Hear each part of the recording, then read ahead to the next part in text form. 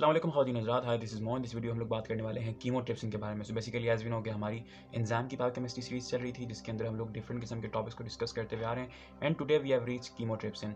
So in this video हम लोग मतलब के लास्ट 2 वीडियो रह गए हैं इस सीरीज़ के अंदर, जिसके अंदर हम लोग डिफरेंट किस्म के एंजाइम्स के जो है वो मैकेनिज्म्स को अंडरस्टैंड करेंगे कि जो एंजाइम्स अपना फंक्शन परफॉर्म करते हैं वो किस तरह से करते हैं। First of all we will talk about के उनका फंक्शन क्या है and then we will say that कि उनका जो मैकेनिज्म है उस फंक्शन को परफॉर्म करने का वो कैसा है। सो एज वी नो कि जो आपके पास कीमोट्रिप्सिन है, chymotrypsin it's an pancreatic enzyme, मतलब कि ये आपका जो एक ग्लैंड आपके डाइजेस्टिव सिस्टम का पार्ट है वो इस एंजाइम को प्रोड्यूस करता है, राइट। और इस एंजाइम का फंक्शन ये है कि it's a protease enzyme.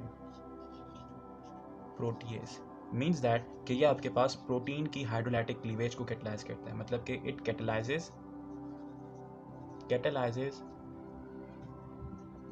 Hydrolytic cleavage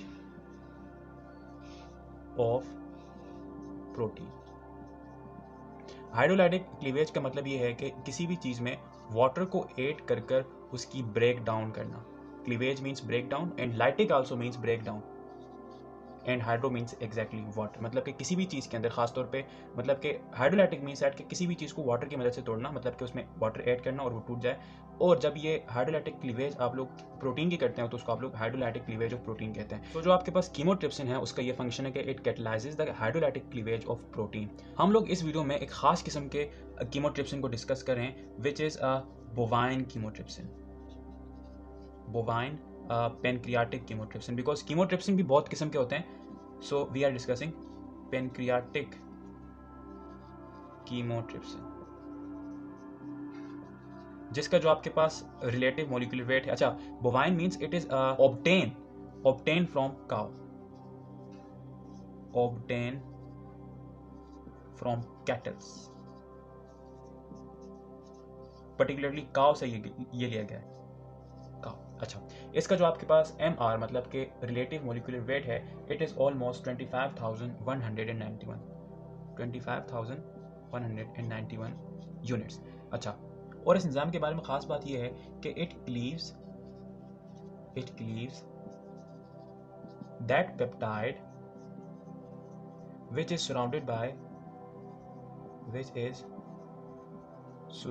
by aromatic amino acid, मतलब कि जिनकी R ग्रुप आपके पास एरोमेटिक हो। फॉर एग्जांपल आपके पास ट्रिप्टोफैन, फॉर एग्जांपल आपके पास टायरोसिन, फॉर एग्जांपल आपका फिनाइल एलानिन। ये तमाम अमीनो एसिड ऐसे हैं जिनकी जो R ग्रुप आपके पास है, मतलब R चेन, वो आपके पास एरोमेटिक होती है इन नेचर में। इसके अलावा ये एंजाइम की रेट इन्हांस मतलब कि इस एंजाइम की rate enhancement is up to exponential -9, मतलब कि 10 एक्सपोनेंशियल -9 तक ये आपका जो रिएक्शन का रेट है, मतलब कि हाइड्रोलाइसिस ऑफ अ पेप्टाइड, उसको ये इंक्रीज करता है, मतलब कि उस रिएक्शन का रेट इतना इंक्रीज कर देता है। अच्छा, so now we are going to discuss the mechanism by which the chymotrypsin is going to perform its action.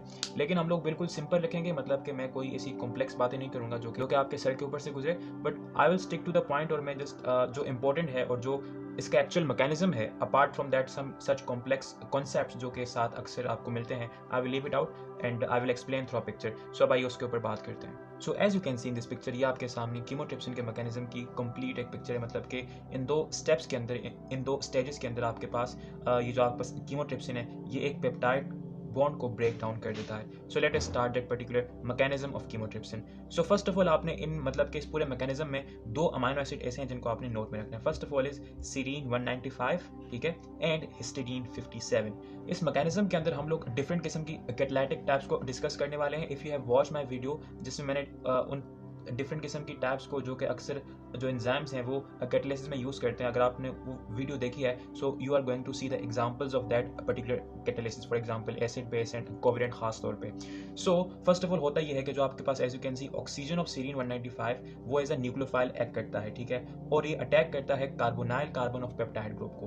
Because आप पता है कि जो आपके पास कार्बोनाइल कार्बन है, because of double bond oxygen, उसकी जो ऑक्सीडेशन स्टेट है वो बहुत ज़्यादा इलेक्ट्रोपॉजिटिव हो जाती है। सीरीन के OH का ऑक्सीजन है, it attacks at that particular carbonyl carbon, और जब वो अटैक करता है सो दैन जो आपके पास कार्बोनाइल कार्बन है इट फॉर्म्स 4 बॉन्ड्स और ये एक टेट्राहेड्रल इंटरमीडिएट बना देता है। और जो आपके पास ओरिजिनल कार्बोनाइल कार्बन था, now it becomes a single bond and the carbonyl oxygen becomes oxyanion. As you can see, यह आपके सामने जो सेकंड आपके पास पिक्चर है उसके अंदर जो आपके पास कार्बन है कार्बोनाइल, उसके आपके पास 4 बॉन्ड है और वो ऑक्सीजन जो कि कार्बोनाइल था now it is oxyanion, मतलब कि उसके ऊपर एक नेगेटिव चार्ज है। Then as you can see जो आपके पास हिस्टिडीन 57 है और जो उस पेप्टाइड का अमाइनो पोर्शन है जो कि असल में रिएक्शन में इन्वॉल्व है, they are involve in the hydrogen bond formation, मतलब कि जो आपके पास हिस्टिडीन का जो हाइड्रोजन है now it is having a hydrogen bond with the amine of that particular peptide portion. आप लोगों ने एक बात नोट रखनी है कि जो आपके पास हिस्टिडीन है इट इज ऑलरेडी प्रोटोनेटेड, मतलब कि उसने जो उसके साथ प्रोटॉन था वो उसने सीरीन वाले जो सीरीन OH था, मतलब कि सीरीन के ऊपर जो OH था उस OH के अंदर जो हाइड्रोजन था, तो उस सीरीन ने उस हाइड्रोजन को इस हिस्टिडीन को डोनेट किया, मतलब कि histidine is acted as a general base and serine is acted as exactly a general acid. तो यहाँ पर ये कैटालिसिस मैकेनिज्म आपके सामने उसकी एग्जांपल है।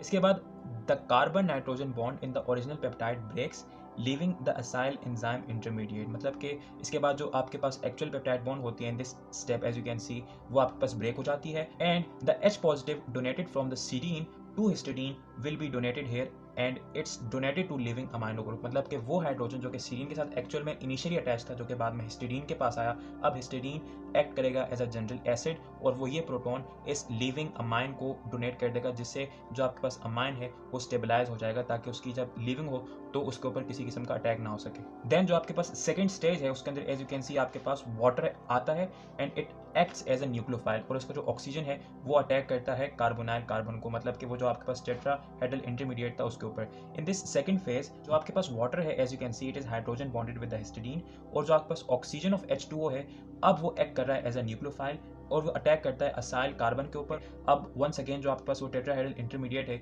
वो अगेन रीफॉर्म हो जाता है और अब इस फाइनल स्टेप के अंदर जो आपके पास the serine OH oxygen and carbonyl carbon breaks, मतलब कि वो जो आपके पास इनिशियल बॉन्ड बनी थी in between serine OH and आपके पास वो carbonyl carbon of that peptide, अब वो ब्रेक हो जाती है leaving the final product with the carboxylic group where the original peptide was present and rearranging in that particular enzyme as you can see आपके सामने, मतलब कि enzyme भी as it is बाहर आ गया जिस तरह से वो इन्वॉल्व हुआ था और जो आपके पास वो जो बॉन्ड है वो भी during this throughout the process as you can see what happens, इस तरह से वो आपके पास जो कीमोट्रिप्सिन है वो आपके पास अपना फंक्शन परफॉर्म करता है which is hydrolytic cleavage of peptide bond and as you can see यहाँ पर आपके पास जो है वो वाटर यूज हुआ है। अच्छा, इस पूरे मैकेनिज्म के अंदर आप लोग 3 डिफरेंट किस्म के फिनोमेना ऑब्जर्व कर रहे हैं, मतलब कि 3 डिफरेंट किस्म के कैटालिटिक मैकेनिज्म ऑब्जर्व कर रहे हैं। First of all is general acidic and general basic behaviour by histidine और उसके बाद आप लोग ऑब्जर्व कर रहे हैं SN2 covalent catalysis of that particular, मतलब कि जब आपके पास वाटर आता है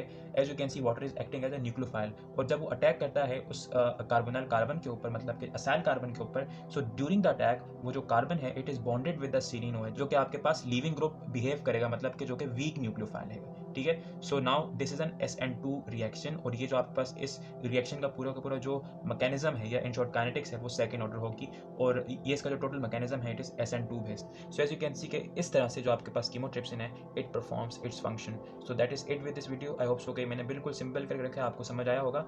अगर आपको नहीं भी आया फिर भी आप पोस्ट कर सकते हैं और अपने आप से खुद ऑब्जर्व करें। सो ये बहुत आसान है समझना अगर आप इसको थोड़ा सा कंसंट्रेट करके देखें। अगर आप लोग ये देखें कि प्रोटॉन डोनेशन पे वो जनरल एसिड बिहेव करता है, प्रोटॉन एक्सेप्शन के ऊपर जनरल बेस होता है और किस तरह से कोवेलेंट कैटालिसिस होती है, SN1 क्या होता है, SN2 क्या होता है, blah blah blah, you can understand अगर आपने वो डिफरेंट कैटालिटिक मैकेनिज्म वाली वीडियो मेरी देखी है। So that is it with this video. I hope so कि आपको वीडियो समझ आई होगी। If you like this video so please do share this video with friends and anyone जिसको भी इस वीडियो की जरूरत है। Thank you so much for watching. Take care yourself.